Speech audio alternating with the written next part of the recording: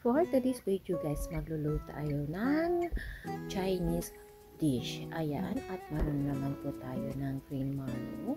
At ito na nga guys, samahan nyo ko. Una ay bumili ako ng green marrow, salted egg, ginger, at saka sotanghon, at saka prawns, at saka parsley. So ayan, nagawa po tayo ng water kasi susok natin ang ating sotanghon para ito ay medyo lumambot guys, at mamaya ay hatiin natin sa gitna. So unang ginawa ko ay nagtalok ng green marrow or upo, parang upo yata to sa atin guys, no? Kung hindi ako nagkakamali, upo ito. At isinunod ko naman ang ating ginger at hiniwala ng ganyan at itatabi natin. At ang ating namang salted egg ay inilaga ko yan at binalatan at ihiwalay lang po natin ang egg yolk at saka yung white. Pero dalawa po natin yung gagamitin mamaya. Gigisa ko lang yan siya ng hiwalay, kaya ko inihiwalay ang egg yolk. Ang sunod naman natin ay nagpakulo naman ako guys ng chicken bone. May chicken bone pala ako guys. Ito yung aking ginagawang broth cubes. Kumbaga instead na chicken cubes, yan po ang ginagawa ko. So nagkisa na po ako ng aking luya. At saka sinunod ko na yung egg yolk ng salted egg. So ginisa ko po ng kasama ng luya.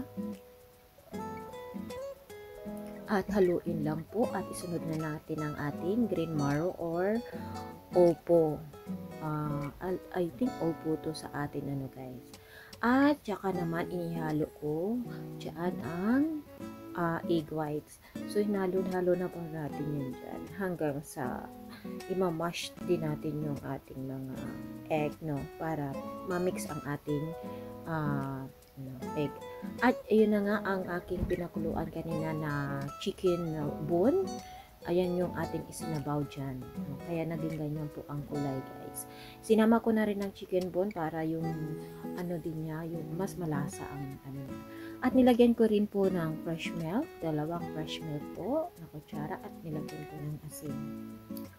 Lagyan natin ng asin at timplahan po natin guys. Napakasarap nito kasi ang ating ginawang sabaw instead tubig lang na plain.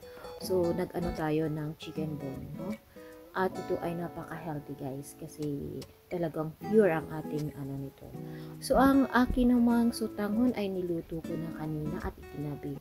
Hindi po natin yan at hindi ko po yan inihalo sa sabaw habang ako ay nagpapakulo.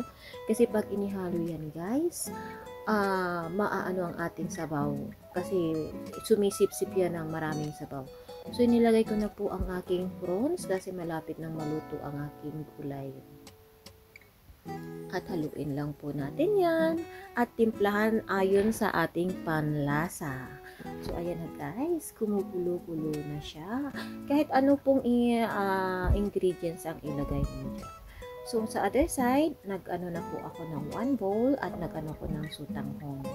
Yung sotanghon guys, pang 1 person lang yan, at unti-unti ko nang inilalagay ang mga ingredients, ang mga ano natin, prawns, opo, at kasabaw. At kasama na rin po ang ating mga salted egg at ang ating parsley, at lagyan po natin ng paminta. Ayan na guys, inikain po na inyong ilalagay na pasok sa inyong panlasa, pwede po yan ilagay. So ayan na guys, kayang gawin sa ating bahay. Ayan, thank you for watching.